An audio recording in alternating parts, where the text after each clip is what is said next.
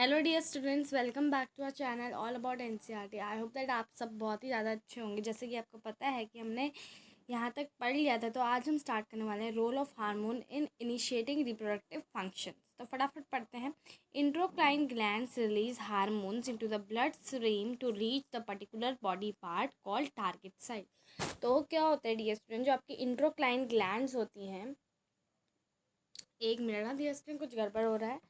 जो आपकी इंट्रोक्राइन ग्लैंड्स होती हैं वो क्या करती हैं, आपके हार्मोन्स रिलीज़ करती हैं ब्लड स्ट्रीम में, यानी कि आपके ब्लड जहाँ से फ्लो होता है, ताकि वो आपकी एक पर्टिकुलर बॉडी पार्ट में पहुँच सके, जिसको हम टारगेट साइट कहते हैं। ठीक है dear students, target site respond to the hormones. There are many endocrine glands और ductless glands in the body. बहुत सारी ऐसी ग्लैंड्स हैं जो बिल्कुल मतलब इंट्रोक्राइन ग्लैंड्स होती हैं या डक्टलेस ग्लैंड्स होती हैं बॉडी की। तो आप ये रेफर यहाँ पे पढ़ते हैं। The testis and ovaries secrete sex hormones. Testis जैसे कि आपको पता है स्पर्म्स प्रोड्यूस करते हैं, ओवरीज आपके ओवम यानी कि एग्स प्रोड्यूस करते हैं। You have just learn that the hormones are responsible from male and female secondary sexual characters. आपको पता ही होगा कि हार्मोन्स रिस्पॉन्सिबल होते हैं मेल और फीमेल के सेकेंडरी सेक्सुअल कैरेक्टर्स से, यानी कि आपके ब्रेस्ट डेवलपमेंट एंड बहुत सारे जो आपके सेकेंडरी सेक्सुअल कैरेक्टरिस्टिक्स होते हैं, जैसे मेंस में मुस्टैच या राइट। आपको ये सब पता ही होगा। प्राइमरी सेक्सुअल कैरेक्टर्स होते हैं आपके ओवरीज, टेस्टिस वगैरह, जो रिप्रोडक्टिव सिस्टम होता है वो सब, और सेकेंडरी आपके ये सब होते हैं जो आपको बताते हैं कि which are female and which are males, right. तो further the sex hormones are under the control of hormones from the pituitary gland. तो पिट्यूटरी ग्लैंड आपकी एक ग्लैंड होती है जो आपके सेक्स हार्मोन्स का कंट्रोल कर रखती है। The pituitary secretes many hormones. ये बहुत सारे हार्मोन सिक्रीट करती है एक पीरियड में, वन ऑफ विच मेक्स ओवा mature in the ovaries and sperm from in the testis. जो कि ओवा यानी कि आपके एग्स को मैच्योर करती है ओवरीज में, और स्पर्म्स को टेस्टिस में। Hormones from pituitary stimulate testes and ovaries to release testo- uh, testosterone in male and estrogen in females। ठीक है, तो ये जो हार्मोन होते हैं पिट्यूटरी ग्लैंड सिक्रीट करती है टेस्टिस और ओवरीज में। टेस्टिस क्या रिलीज करते हैं, आपके टेस्टोस्टेरोन या इन मेल, और ओवरीज में ईस्ट्रोजन इन फीमेल। ठीक है dear student, release in body stream and reach parts of the body target side. और फिर ये टारगेट साइड में पहुंच जाते हैं एक particular part of the body में, जैसा कि मैंने आपको बताया था। Stimulates the changes in the body at onset of the puberty. अब यहाँ पे क्या है, येलो बॉक्स है। पहली एंड बुजो have now understood that puberty marks the beginning of the reproductive period when ova becomes when one becomes capable of reproduction, but they wanted to know if reproductive life once began continues or it ends sometime। तो पहली और बूजो ने ये तो समझ लिया कि भाई प्यूबर्टी में बहुत रिप्रोडक्टिव जो पीरियड होता है वो स्टार्ट हो जाता है, जिसमें एक रिप्रोडक्शन करने के लायक हो जाता है। पर उनको ये भी जानना है कि भाई क्या ये रिप्रोडक्टिव जो एज होती है चलते रहती है या ये कभी ख़त्म भी होती है कुछ समय बाद। तो let's start. Reproductive phase in life, phase of life in humans. Adolescents became capable of reproduction when their testes and ovaries began to reproduce gametes। जैसे कि आपको पता है डियर स्टूडेंट, जब एडोलेसेंस बड़े हो जाते हैं, उनकी जो टेस्टीज ओवरीज जो भी वो मेल या फीमेल हैं, जब वो गैमेट्स प्रोड्यूस करने लग जाते हैं, यानी कि स्पर्म और ओवा यानी कि from ovaries, right. The capacity of maturation and production of gametes lasts for much longer in males than the females। लेकिन मेल्स के उसमें बहुत ज़्यादा लॉन्ग टाइम तक ये सारी चीज़ें रहती हैं as compare to the female. Female में ज़्यादा देर तक नहीं रहती है रिप्रोडक्टिव फेज। तो in female the reproductive phase of life begins at puberty, यानी कि प्यूबर्टी से स्टार्ट होती है 10 to 12 years of age. Then generally last till the age of approximately 45 to 50 years तक आपकी ये रिप्रोडक्टिव एज रहती है। ठीक है, the ova begins to mature with the onset dear students. जो आपका ओवा होता है यानी कि एग बिगेन्स टू मैच्योर होने लग जाता है प्यूबर्टी के टाइम में। One ovum matures and its release by one of the ovaries once about 28 to 30 days. तो एक महीने में कम से कम आपका एक मैच्योर एग रिलीज़ किया जाता है ओवरी के द्वारा। During this period the wall of uterus became so thick. Wall of uterus आपको पता ही होगा, आपने प्रीवियस चैप्टर में पढ़ा है जहाँ पे बेबी होता है, फ्यूटस होता है, राइट। उसकी केयर की जाती है, तो इसलिए यूट्रस में बहुत ज़्यादा थिक वॉल बन जाती है ताकि वो बेबी को रिसीव कर सकता है, बेबी एम्ब्रियो की प्रोसेसिंग हो सके, ठीक है। ड्यूरिंग दिस पीरियड, तो ये तो हमने पढ़ लिया, thick so as to receive egg, ताकि वो एग रिसीव कर सकें। In case it is fertilize and begins to develop, अगर वो फर्टिलाइज होता है और डेवलप करने लग जाता है तब। लेकिन दिस रिजल्ट इन प्रेगनेंसी, और यही आपका प्रेगनेंसी में रिजल्ट करता है, यानी कि प्रेग्नेंट में रिजल्ट करता है, ठीक है dear student. If fertilization does not, अगर आपकी फर्टिलाइजेशन नहीं होता है, आपका एग रिलीज हुआ है, तो क्या होता है dear students, the release egg and the thicken lining of uterus along with its blood vessels are shed off. वो तो इसमें क्या होता है, जब आपका फर्टिलाइजेशन अगर नहीं होता है तो आपका एग के साथ जो यूट्रस की वॉल होती है और थोड़ा ब्लड वगैरह होता है, वो सब नीचे जाकर निकल जाता है, ठीक है dear student. This causes bleeding in women, इससे वुमेन में ब्लीडिंग होती है, ठीक है, जिसको हम मेंस्ट्रुएशन कहते हैं, ठीक है dear students. Menstruation occurs once in about 28 to 30 days. Menstruation आपका हर महीने होता रहता है, ठीक है। The first menstrual flow begins at puberty and is termed at menarche. पहला जब आपको पीरियड आते हैं तो वो कहलाते हैं menarche. At 45 to 50 years of age the menstrual cycle stop. तो 45 से 50 में जब आप पहुँचते हैं तो आपकी मेंस्ट्रुअल साइकिल स्टॉप हो जाती है। तो जब स्टॉपेज होता है मेंस्ट्रुअल साइकिल का, तो इसको हम मेनोपॉज कहते हैं, ठीक है dear student. Initially menstrual cycle में भी irregular, it takes some time to being regular. जब आपको शुरू में हुए होता है पीरियड्स, तो थोड़ा सा टाइम लेते हैं रेगुलर होने में, ठीक है dear students. Paheli says that the reproductive life in women last from the menarche to menopause. Is she right? तो वो एब्सोल्युटली राइट है, राइट। अब देखो यहाँ पे क्या दिया है, menstrual cycle is controlled by the hormones. The cycle includes the maturation of eggs. इसमें आपका एग मैच्योर होकर रिलीज़ किया जाता है, आपकी यूट्रस की थिक वॉल होती है, और फिर अगर प्रेगनेंसी अगर नहीं होती है तो आपकी ये सारी चीज़ शेड ऑफ हो जाती है, राइट, जिससे ब्लीडिंग होती है वुमेन में।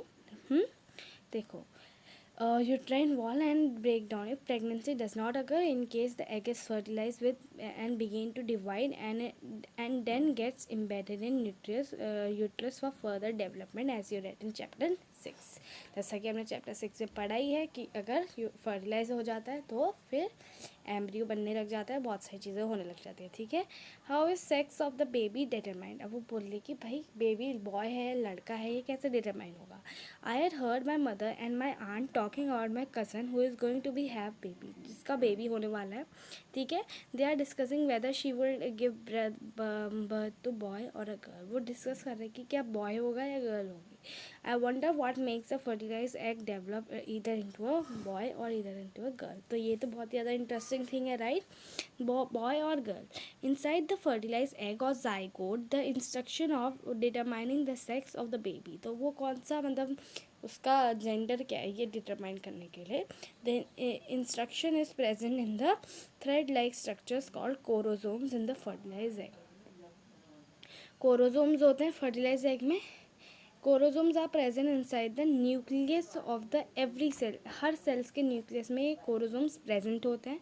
All human beings have 23 pairs of chromosomes in their nuclei of their cells. तो उनके पास 23 पेयर्स होते हैं कोरोजोम्स के। 2 chromosomes out of these are sex chromosome. जो ये कोरोजोम्स होते हैं इनको हम सेक्स कोरोजोम्स कहते हैं। The named as X and Y. The female has 2 X chromosome. जो फीमेल होती हैं उनके पास 2 एक्स कोरोजोम होते हैं, ठीक है डियर स्टूडेंट। और जो मेल होते हैं उनके पास 1 एक्स कोरोजोम होता है और 1 वाई कोरोजोम होता है, ठीक है dear students. The gametes, eggs and sperm have only the set of chromosome, ठीक है, उनके पास 1 सेट ऑफ कोरोजोम होता है। The unfertilize egg always has a X chromosome, यानी कि जो भी अनफर्टिलाइज एग्स होते हैं उसके पास हमेशा एक्स कोरोजोम ही होगा, but sperms are of two kind, one kind has X chromosome, another kind है वाई क्रोमोसोम। स्पर्म दो टाइप के होते हैं, एक होता है एक्स क्रोमोसोम वाला और एक होता है वाई क्रोमोसोम वाला। तो क्या होता है, when a sperm containing x chromosome fertilize egg, जब एक्स वाला क्रोमोसोम जो है, स्पर्म जो कंटेन कर रहा है एक्स क्रोमोसोम, तो आपका क्या होगा, गर्ल, द जो भी आपका चाइल्ड होगा, डेवलप होगा, वो फीमेल चाइल्ड होगा। लेकिन अगर जो आपका स्पर्म है वो वाई क्रोमोसोम लाता है, तो एक्स और वाई, और जो आपका चाइल्ड डेवलप होगा वो मेल चाइल्ड होगा। ठीक है डियर स्टूडेंट्स, ये समझ में आ गया। अगर X X girl, X Y boy. ठीक है डियर स्टूडेंट, ऐसे याद रख सकते हो। ठीक है, अब यहाँ पे क्या लिखा है, now you know that the sex chromosomes of the father determine the sex of the unborn baby. जो सेक्स क्रोमोसोम फादर के पास होते हैं वो डिटरमाइन करते हैं कि बेबी गर्ल होगा या बॉय होगा। ठीक है, the believe that the mother is responsible for the sex of a baby is completely wrong and blame her for this is totally unjustified. आपने सुना होगा कि मदर को ज़्यादातर डांटा जाता है कि ये लड़का नहीं कर रही है, ये वो लड़की कर रही है ना। तो ये जो है चीज़ें, ये बिल्कुल भी प्रोहिबिटेड है, क्योंकि इसमें आप मदर को बिल्कुल भी रिस्पॉन्सिबल नहीं मान सकते इस चीज़ के लिए। हमेशा फादर ही रिस्पॉन्सिबल रहेंगे, क्योंकि वो जो स्पर्म प्रोड्यूस करते हैं और जो उनके वहाँ पे जो स्पर्म कंटेन करता है जो क्रोमोसोम, वही ये गर्ल और बॉय में रिजल्ट करता है। ठीक है, hormones rather than the sex hormones other than the sex hormones, the hormone secreted by the pituitary stimulates testis and ovaries to produce their hormone. जैसा कि आपको पता ही है, स्पर्म और ओवा यानी कि egg. You already read that the pituitary gland is an endocrine gland, ये तो आपको पता ही होगा। It is attach to the brain, वो ब्रेन में अटैच होती है। Apart from pituitary the testis and ovaries, there are other endocrine glands in the body such as thyroid, pancreas and adrenal. ठीक है, ये भी बहुत सारी ग्लैंड होती हैं बॉडी में, right. Bujo and Paheli had once visited their aunt who was a doctor and remembered that the boy named Kaka had a very big and buggling throat. उनका बहुत ही बड़ा बड़ा गला है। Their aunt had told them that the Kaka was suffering from the goiter. goiter आपकी disease होती है, जो कि disease of the thyroid gland, जो कि थायराइड ग्लैंड की वजह से होती है, राइट। ठीक है, काका's thyroid gland was the producing the hormone called thyroxine. तो एक हार्मोन होता है आपका थायरॉक्सिन, राइट।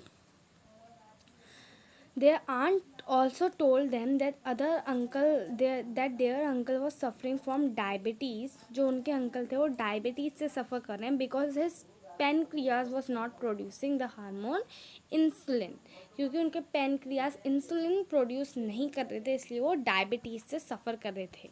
और उनका जो काकास की जो थायरॉयड ग्लैंड थी वो थायरॉक्सिन वो प्रोड्यूस नहीं कर रही थी। ठीक है डियर स्टूडेंट्स, अब यहाँ पे देखो, भूजा एंड पहली आग से aunt about the adrenal glands which are also in the chart hung on the wall of a clinic, जो कि उनके चार्ट में लिखा था एड्रेनल ग्लैंड्स के बारे में। वो कहते हैं उनके बारे में भी उनको खुद बताएं।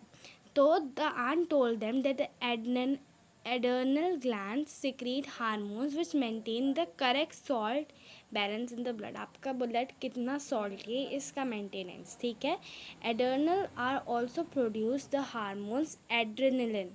एड्रेनलिन आपका एक हार्मोन होता है जो एड्रेनल ग्लैंड प्रोड्यूस करती है। It help in body to adjust the stress when one is very angry, embarrassed और वरी। जब कोई बहुत ज़्यादा गुस्सा हो रहा है, बहुत ज़्यादा गुस्सा आ रहा है, बहुत ज़्यादा टेंशन में, तो वो स्ट्रेस को थोड़ा एडजस्ट करती है। ठीक है, the thyroid and adrenal secrete their hormones when they receive orders from the pituitary from through its hormone. जब उनको ऑर्डर मिलता है पिट्यूटरी ग्लैंड से, तब वो अपने हार्मोन्स सिक्रीट करते हैं। ठीक है dear student, pituitary also secretes growth hormone which is necessary for normal growth of the person. Pituitary gland जो होती हैं आपकी ग्रोथ हार्मोन्स भी क्या कहते हैं, आपकी सिक्रीट करती है, जिससे कि क्या होता है, आपकी एक पर्सन की ग्रोथ पता चलती है। ठीक है, are there hormones in other animal also, have they any role to play in the reproduction. तो कह रही है कि और एनिमल्स में भी हार्मोन्स होते हैं, वो क्या रोल प्ले करते हैं रिप्रोडक्शन में। Role of hormones in completing the life history of insects and frog. तो इंसेक्ट्स एंड फ्रॉग में रोल ऑफ हार्मोन्स क्या है, लेट्स रीड। तो you have already learned about the life cycle of frog, the tadpole passes through the certain stages. आपको पता ही होगा, large tadpole, small tadpole, right, became a frog in chapter 6. This change from the larva to adult. ये process को हम क्या कहते हैं, मेटामॉर्फोसिस कहते हैं, right. Metamorphosis in insect is control by insect hormones. Metamorphosis जो होती है इंसेक्ट में, इंसेक्ट हार्मोन्स के द्वारा कंट्रोल की जाती है. In a frog it is control by thyroxine. Frog में थायरॉक्सिन द्वारा कंट्रोल की जाती है. थायरॉक्सिन आपका कौन प्रोड्यूस करता है, thyroid, by thyroid, right. Thyroxine production required the presence of iodine in water. अगर आपके वाटर में आयोडीन है तो थायरॉक्सिन का जो प्रोडक्शन होगा वो ज़्यादा होगा. A water in which the tadpoles are growing does not contain sufficient iodine, the tadpoles can not become the adults. अगर आपके टैडपोल्स में आयोडीन नहीं, अगर आपके जहाँ पे भी वाटर है उसमें आयोडीन नहीं है सफिशिएंट, तो आपके टैडपोल्स जो होंगे वो एडल्ट नहीं बन पाएंगे. If people do not have enough iodine in their diet, will they get goiter caused by lack of thyroxine, right?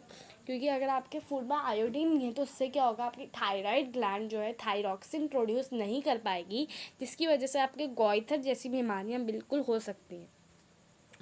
Activity 7.3. Collect some information about magazines from the doctor and prepare a note of importance of consuming iodized salt. Iodized salt को consume करने की क्या importance है, आपको doctor से पूछ के list बनानी है. ये स्टूडेंट्स ये आप कर सकते हैं, ठीक है. You can also go through the internet. Okay, reproductive health. The physical and mental well-being of individual is regarded as an individual's health. जब आपका इंडिविजुअल की हेल्थ की केयर की जाती है, उसकी मेंटेनेंस की जाती है, इसको इंडिविजुअल हेल्थ कहते हैं, right. To keep the body healthy, every human being at any age needs to be have balance diet. हर किसी को बैलेंस डाइट चाहिए, right. The person must also observe personal hygiene, undertake the adequate physical exercise. और कुछ exercise भी करनी चाहिए और हाइजीन भी लेनी चाहिए, राइट. तो during the adolescence, however, they become even more essential as the body is growing. क्योंकि उनकी बॉडी धीरे धीरे ग्रो कर रही है, इसलिए आपको अपना प्रॉपर हाइजीन रखना बहुत नेसेसरी है, डियर स्टूडेंट्स. क्योंकि अभी आप जो 8th की क्लास के स्टूडेंट वीडियो देख रहे हैं, आप अप्रॉक्सीमेटली 14 या 13 ईयर्स के होंगे, तो it is very essential to maintain your health, right. तो अब हम कल पढ़ेंगे, dear student, nutrition needs of the adolescence, यानी कि एडोल्सेंस को कैसा खाना कंज्यूम करना चाहिए. तो if dear students you enjoyed the video, you have understood many things from the video, what you have to do, you have to just like, subscribe and share our video, and also subscribe our channel so that we can make further videos for your studies, right. So thank you so much for watching the video. I hope that you enjoyed it and will appreciate our efforts. Thank you so much.